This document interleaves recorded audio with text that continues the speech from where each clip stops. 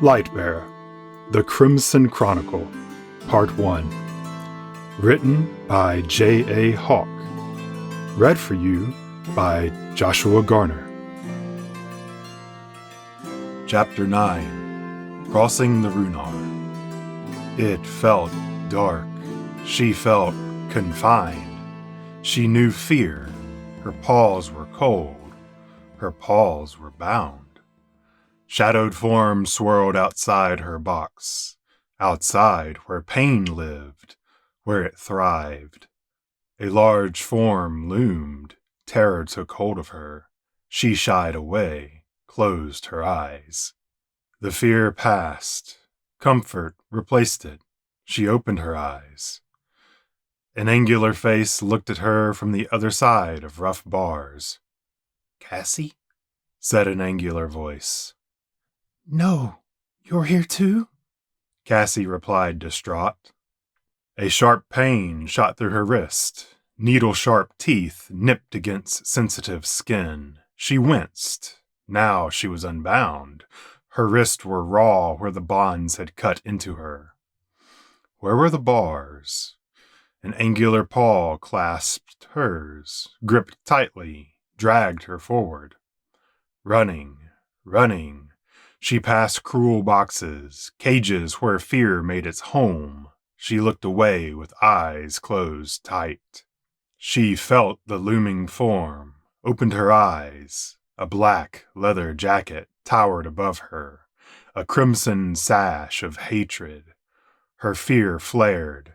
The figure raised a heavy blade. "Ah!" Fate let out a tiny yell as she jerked awake.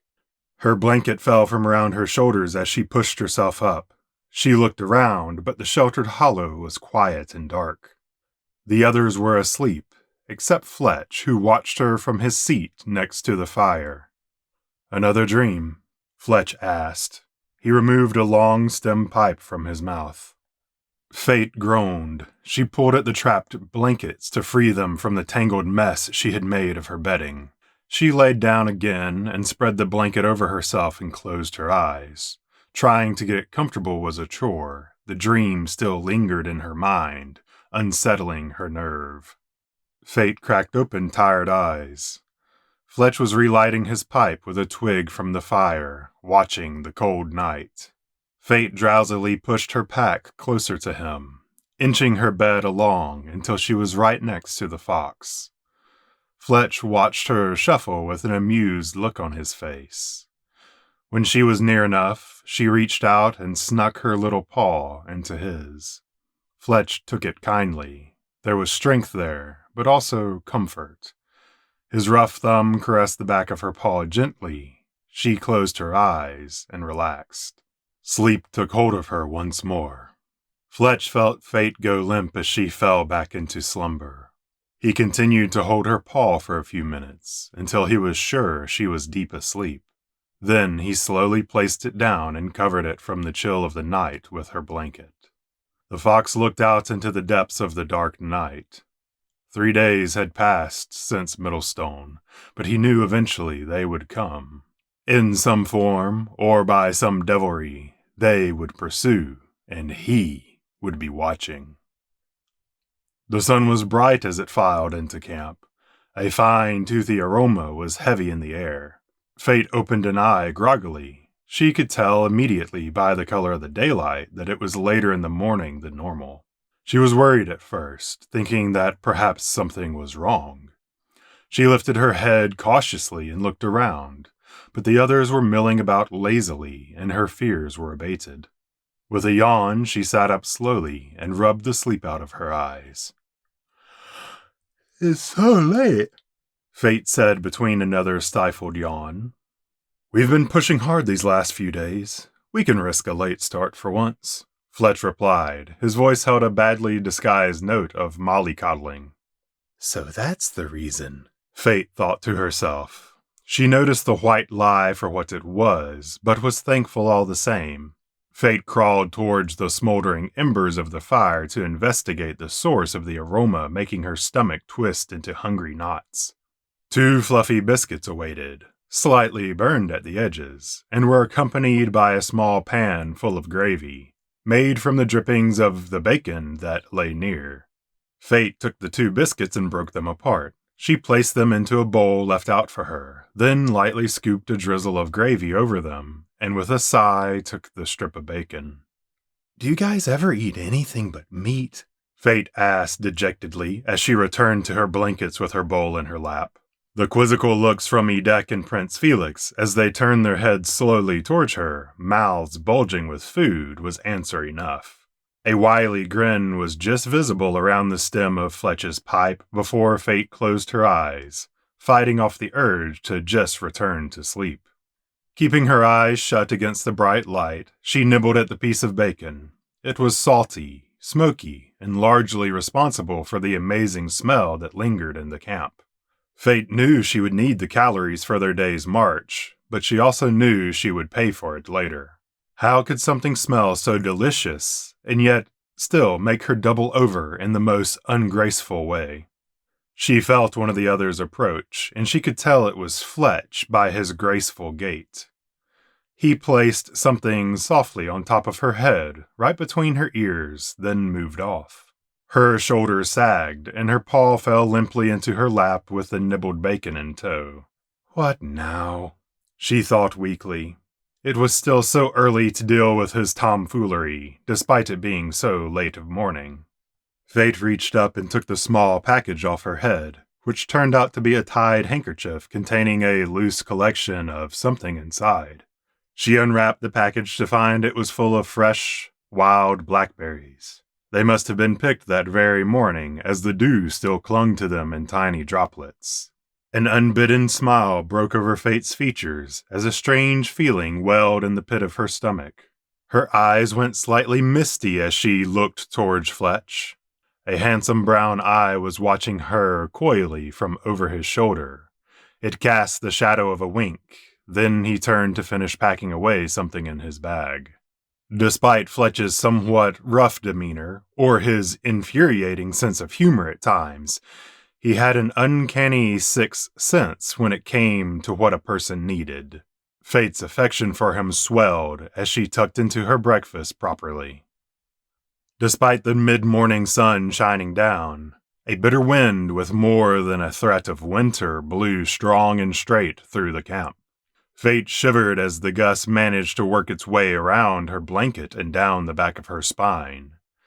She watched the boys tidy up the remnants of the camp as she ate. Fate knew she was being somewhat spoiled this morning, but was content to let it happen. Fletch and Prince Felix labored to get the new and heavy saddlebags strapped down across Edek's strong, broad shoulders and secured along his back. Fate remembered the absolute nightmare Edek had proven to be on their first couple of days removed from Middlestone. His fierce refusal to haul the saddlebags at first had almost led to serious blows between Edek and Fletch, going as far as a punched snout and a smashed foot before Fate could interject between the stubborn idiots. However, her logical reasoning and softer approach had had no better luck assuaging the great pouting lizard of his displeasure. She had to assume his ire towards her was due in part to it being her fault Edek was being forced into such a demeaning situation.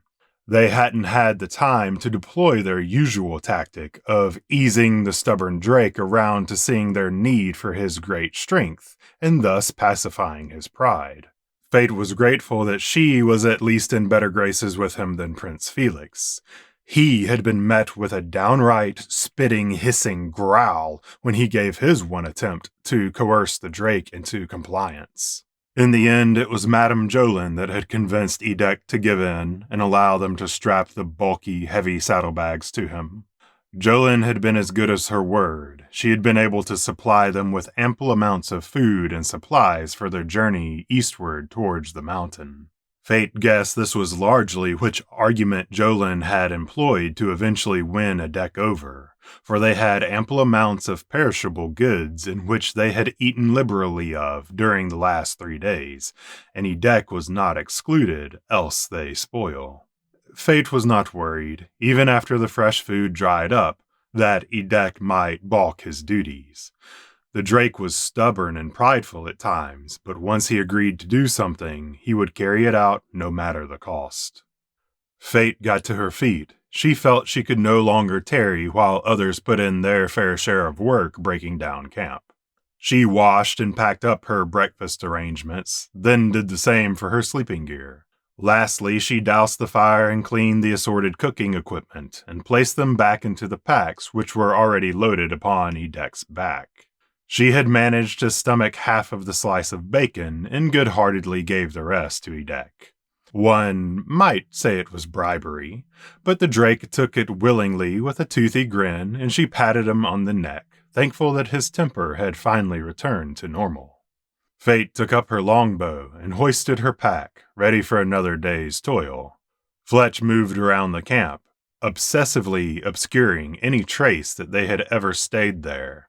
He completely buried the ashes of the fire with fresh dirt. Then he dragged dead brush and tree limbs over to exclusively hide where Edek's large body had wallowed out a small rut in the earth where he slept. Fletch canvassed the area much more thoroughly than usual before donning his own pack and weapon. Then he joined them, still looking over the camp with a critical eye from a distance. "That'll have to do," Fletch said as he removed a handsome, unlit pipe from between his teeth and stowed it carefully within his jacket. Fate had not really noticed the fine carved pipe before now, but seeing the care Fletch lavished upon it, she guessed it must have been a parting gift from Madame Jolin. "Come on, Rockfoot," Fletch said and slapped the ankle of Edek's forepaw with his scabbard. Edek lunged forward with a playful snap and chased after the retreating Fletch. Fate watched them go, feeling somewhat gobsmacked at the relationship between Fletch and Edek. Those two could be willing to tear each other apart one day, and then be thick as thieves the next. She placed her paw upon the shoulder of Prince Felix and gave him a little nudge forward, then followed Fletch and Edek eastward. The plains, which had been prevalent around Middlestone, had now begun to turn into sparse thickets of conifers and evergreens. The land, too, became more mountainous, with increasingly more inclines to traverse. They traveled quickly, and Fletch set a rather brisk pace, as if to make up for time lost and their late start. The air began to grow thinner the longer they traveled. They were not in the mountains yet, but more than once they were forced to stop at the top of a hill to catch their breath, due to the higher elevation. They proceeded from under the cover of tall, bristling evergreens into a wide, open stretch where scrubby grasses and green, hardy brush clung to life amongst rocky crevices. The wildflowers had already taken shelter, and only the most stubborn plants remained. Their leaves turned golden brown or dusky sage in anticipation of the changing weather. A clear view of the Varinola Mountains loomed high above them, a dominant challenge to any who would approach. For a moment they stopped and just admired the snow-capped peaks and rocky shelves. Then, with a collective foreboding of the hardships to come, continued under its watchful gaze, picking their way carefully through the rocky terrain. Fate stopped, her ears twisted around, alert and standing rigid. She scanned the sky. Suddenly, from above the tree line, a falcon broke into view.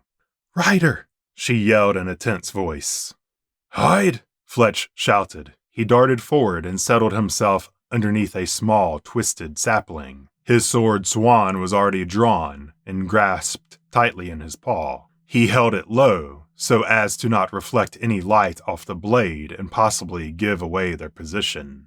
Fate grabbed Prince Felix by the front of his coat and pulled him roughly down into a sage bush. They broke through a swath of tough little branches and landed in the dirt, but they were relatively hidden from sight. Edek was too big for any proper hiding spot, so he merely laid down flat on his belly, low to the ground, and impersonated the best rock that he knew. However, his large eyes continued to follow the falcon as it soared through the sky, circling lazily. Fate tried not to look at Prince Felix, instead focusing her attention above. She was practically on top of him, and she could feel his heartbeat thumping wildly through her leather armor. It had been a long time since she had been this close to another, and he must have felt the same because he was looking somewhat flush despite the danger at hand. Fate felt like she should say something to ease the awkwardness of the situation, but before she even had an inkling of what to say, the prince had blurted out, "You know, 2 bunnies and a bush. People at court will start to talk," Felix said in his best imitation of Fletch's suave manner. Fate's gaze slowly withdrew from searching the sky to look down incredulously at the prince. Felix might have felt her shift her weight, but apparently he never saw the lightning-fast paw she jabbed him in the nose with. Prince Felix let out a sharp gasp. The blow had busted his upper lip and nose, and a trickle of blood was running down his chin. "I get enough cheek from him, thanks," Fate said, jerking her head towards Fletch. "I don't need you piling on." "Right. Humor never was my strong point," Felix said. He gingerly licked his lip, exploring the damage done with his tongue. "It's all right," Fletch yelled. "The bird's wild." He came out from under his sapling and sheathed Swan. Fate pushed off Felix in a rush and got to her feet, dragging the prince up with her. She brushed him off roughly, then walked swiftly away. "What happened to him?" Fletch asked, staring at the state of the prince. Prince Felix wiped blood from his mouth with the corner of his sleeve. "Hit a rock," Fate said unscrupulously, and moved past Fletch down the path. Fletch took her at her word and glanced back towards the sky. "You know, sometimes they'll have a go at a lone traveler," he announced. "But we won't have to worry about him if we stay close to a deck." The drake was still watching every move of the great bird as it dipped and swelled in the currents of air. "Impressive," Edek rumbled. "Such agility, such power." "Edek, you're not envious, are you?" Fletch asked. He cast a questioning, sidelong look at the drake. "To strike your prey from above, they would never even see you," Edek said as he got to his feet. "Such a predator would have no equal." "Well, they say the elder drakes of old could fly, assuming the text are to be believed." "Able to fly," Edek repeated slowly. "Were it so easy," Fletch said with a smile. "Well, my large friend, until you sprout feathers, you'll just have to make do with what's afforded you." Fletch moved down the rocky path, chasing to catch up with Fate, who had now traversed far ahead. Prince Felix shuffled by, also giving the drake a large berth and still holding his shirt to his bleeding lip. Edek stood and watched the falcon circle once more. It soared in front of the sun and was briefly lost to view. Then it dived steeply, disappearing behind the tall trees in the distance. Edek's bronze eyes slowly returned to earth. He let out a snort and then followed in the footsteps of the others. The sound of the river was strong. The rushing cacophony of water echoed through the conifer forest well before any of them ever caught sight of it. The heavy tree cover of tall pines, spiky fir, and bulky spruce finally broke, and they stepped forth to find the river Runar flowing fast and heavy before them. Great boulders stood out among the rushing white water, as if they had been tossed into the current by a great giant of times long past and forgotten. Only the tips of these rocks could be seen, for the river had risen high and the current was swift, swelled by the rains of the past few days as the strong sun smote upon the mountain snows above. The bank was but a thin, sandy spit of riverbed, composed of small, smooth stones and worn down by the constant movement of water. "Whoa!" Prince Felix exclaimed as he took in the majesty of the Runar. "How can something be so big?" Fletch had a worried look. He glanced up and down the river and shaded his eyes from the afternoon sun. "This is troubling," he said, casting a glance at Fate. "I didn't expect it to be this fierce north of the breakers." Are you sure we're where you think we are? Fate asked. Yes, look, Fletch said as he pointed upriver towards a great stone precipice. You can see the tip of the howler from here. The shape of a great rock resembling the upturned muzzle of a wolf could be seen through the mist the river tossed into the air. The wind in that place had a curious way of rushing down the mountain in great peals, which formed a noisy, whistling gust near the base of the falls, no doubt helping to contribute to its name. Normally after those falls, the river widens here and it becomes slower, making for a decent ford, Fletch explained. But I've never seen it this wide or this fierce before. Could we not go down river? Prince Felix asked. Make for another crossing? Further south of here, and it would take us closer to the outer heed. Fletch determinedly did not look at Fate when he said this. They have a ferry there which crosses the river. It hauls the minerals they mine across, but there is no way we would be able to move through unnoticed. Edek alone would bring enough suspicion down upon us than we want. It would be swarming with outcasters and soldiers. Where there's money to be made, there's always security. If they asked too many questions, or worse, guessed who you were, Fletch shook his head. The risk is just too great. Do you think we can ford here, with the river so wild? Fate asked. What other options are there? A buffeting and rustling of tree branches broke upon their conversation. Fate swiftly drew an arrow to her longbow, Ivy, and looked for a mark. However, it was only the great falcon they had seen earlier in the day. The massive bird lifted heavily off the top of an enormous fir tree and hung in a heavy glide above the swift river. In a flash it dove quickly, plunging into the river and plucked out a huge fish with its talons.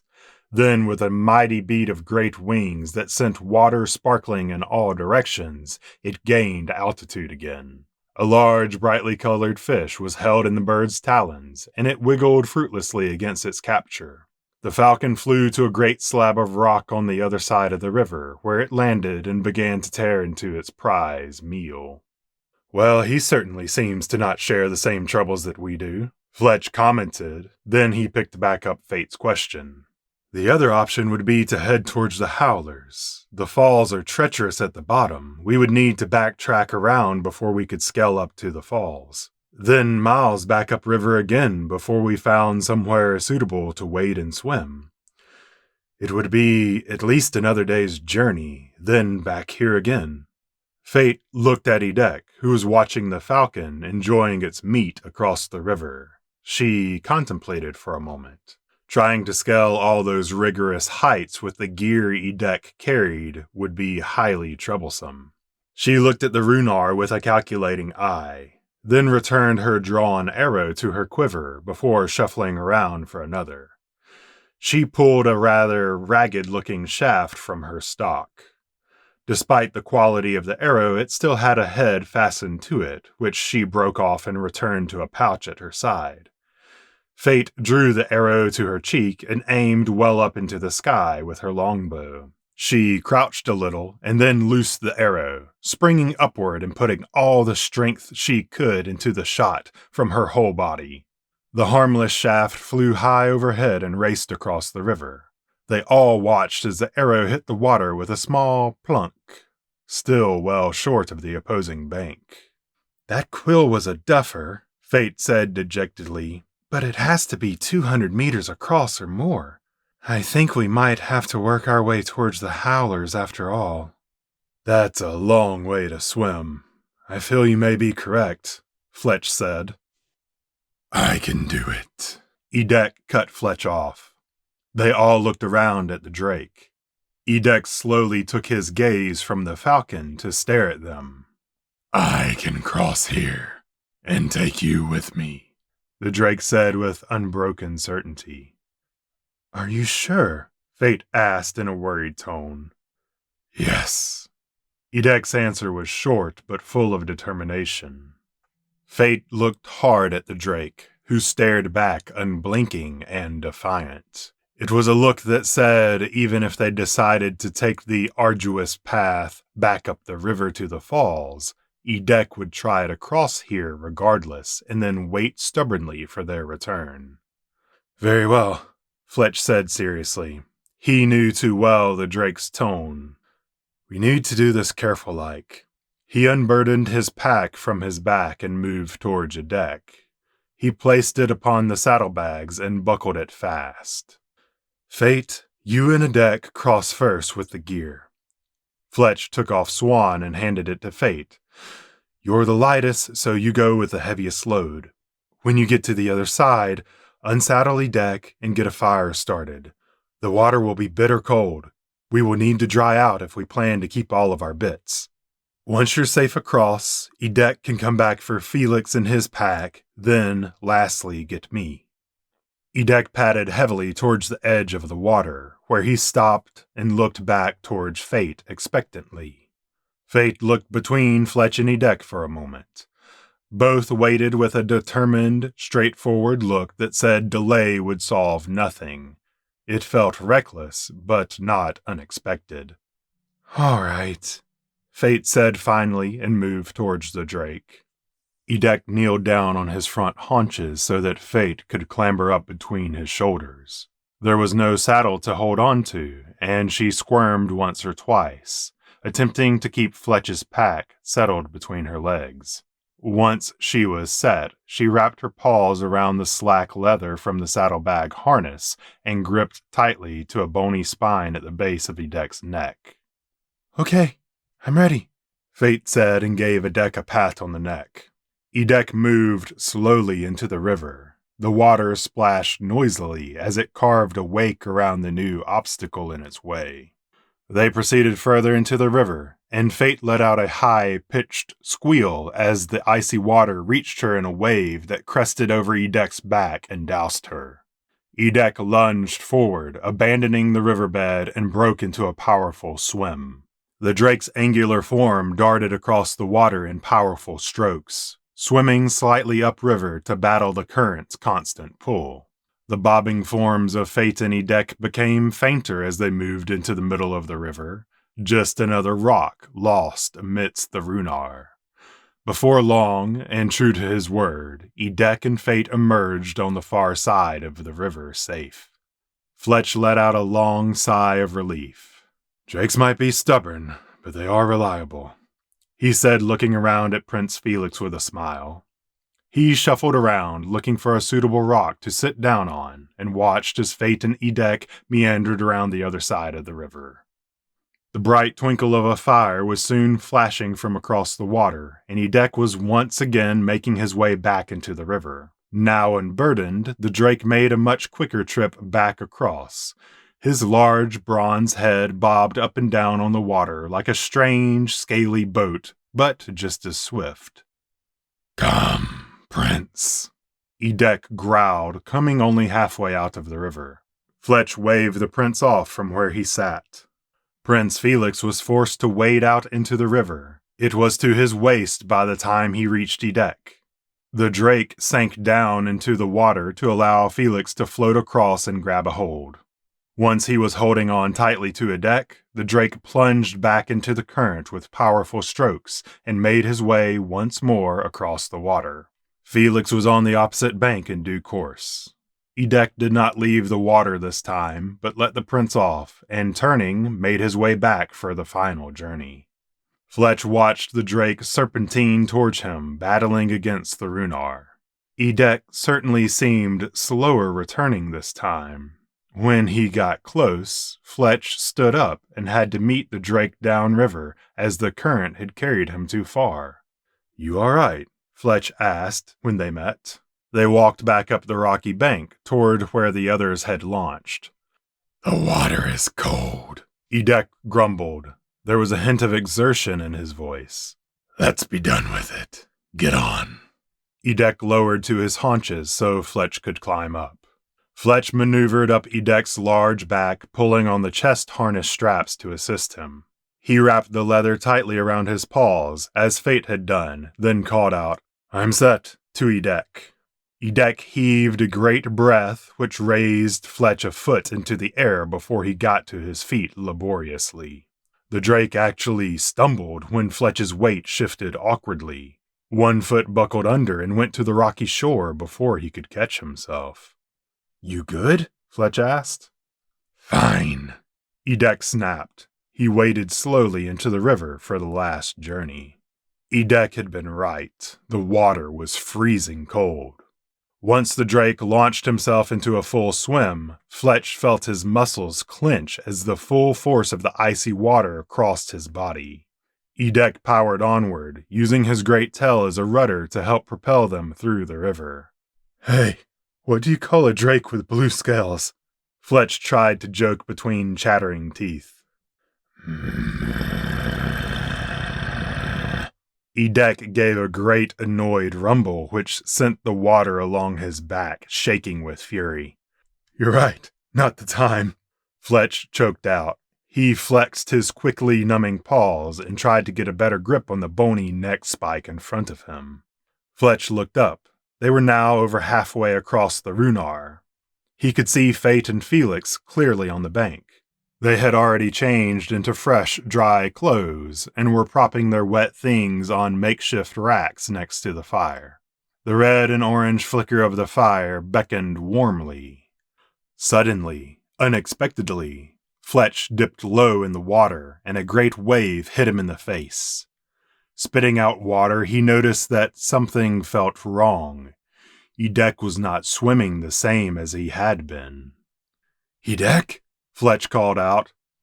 "It's nothing," Edek said between gritted teeth. "Nothing." A great wave of water gagged the drake, cutting off his words. Fletch looked around quickly. Edek's back leg was locked up underneath him. It was spasming, and his whole hindquarter shook. Even his tail was frozen into a tight curl. Edek paddled hard with his good legs, struggling forward with painful strokes that continued to pull them ever closer to the bank. The drake gave a colossal effort to resist the current, but the Runar was mightier than he. They plunged into the icy water, forcibly tossed and rolled under as the current dragged Edek into an unseen boulder hidden amongst the depths. Fletch could do nothing but hang on. They surfaced again, gasping for air and coughing up water. Edek's head was just barely above the surface. He struggled in vain to pull them to the bank, but the current had taken them even farther downriver to a bend in the Runar where the water swelled strongly. Fletch caught a glimpse of Fate and Felix. They had noticed their predicament and were running along the bank, shouting, but he could not hear what they said through the water in his ears. They were chasing after Fletch and Edek, but the current had a mind to carry them farther and farther away. Prince Felix tried to throw a rope out to them, but it landed well short. Fletch lost vision as Edek spiraled under once more and took him down as well. The suffocating water pressed down upon Fletch, and his lungs burned as he held tightly to the drake, floundering against the tumultuous Runar. When they finally surfaced again, Edek had managed to point them in the right direction of the bank, and the water felt just a little calmer. Fletch saw Fate running alongside the river. She was trying to perform a technique, forcing the water away from their heads and mouths. However, the water rushed back in with fury and pummeled Fletch hard in the face. Fate had ran out a clear bank and was forced to clamber through trees, which had broken her concentration of the technique. At the mercy of the quick current, it took them ever farther away from their friends confined to the bank. Edek was doggedly attempting to swim them closer to the shore. Fletch could feel the strain of huge muscles as the drake fought the fight. Fletch looked downriver. There he saw a great fir tree whose roots had been exposed by the cutting of the overgrown river into the bank. In desperation, Fletch drew upon the light and reached out with a technique. It was unrefined, without word or proper technique, but it was all he could manage from the back of a waterlogged drake. The earth around the roots of the fir was pulled into the river in great chunks. Again and again, Fletch pulled at the infused earth, and each time more earth cascaded into the water. Then the fir tree tottered and gave way, crashing soggedly out into the river. They were hurtled towards the downed tree with all the swiftness that the river could provide. "Catch it!" Fletch yelled to Idek. The drake gave another surge of raw power and swam desperately against the current. They hit the tree with a crunch of breaking limbs and a scrabbling of claws as Idek dug in his front talons. The tree was held anchored to the bank by its roots, but they were still being assaulted by the raging river pounding against them. Now that Idek had something solid to hold on to, he was finally able to stretch his cramped leg. The drake let out an audible groan as the knotted muscles released, and his clenched tail unfurled. Idek was then able to pull himself and Fletch down the length of the tree, forcing his way past the limbs, which snapped as he shimmied along the bark towards the bank. What had seemed like an eternity spent at the whims of the Runar was now over, and both Idek and Fletch were firmly upon sandy, pebbly ground at last. The next few seconds were spent as Idek and Fletch retched up copious amounts of river water. Fletch had trouble unclenching his paw from Idek's neck spike. It felt sprained from the effort of holding on to the one lifeline during their perilous swim. With difficulty, Fletch worked his paw free and slid off the side of Idek. He collapsed, kneeling into the sand, completely exhausted with his extremities dangerously cold. "So, next time," Fletch managed to say in a wasted voice, "something about sprouting feathers." Idek retched a last lungful of water onto the shore with a terrible sound. "Were it so easy?" the drake managed to reply in an equally exhausted voice. Fletch started to laugh. Weakly, he raised his tired paw and thumped the drake consolingly on the shoulder. The deep, rumbling chuckle of Idek vibrated the stones below. Suddenly, from the tree thicket nearby, Fate came bounding into view. She had a look of utter desperation as she skidded to a halt in front of them, sending pebbles in every direction. Fletch tiredly collapsed against the side of Idek and waited for Fate to begin the terrified coddling she was bound to administer. Thank you for listening to this audio recording of Lightbearer by J.A. Hawk. If you enjoyed this production, consider supporting the author's work.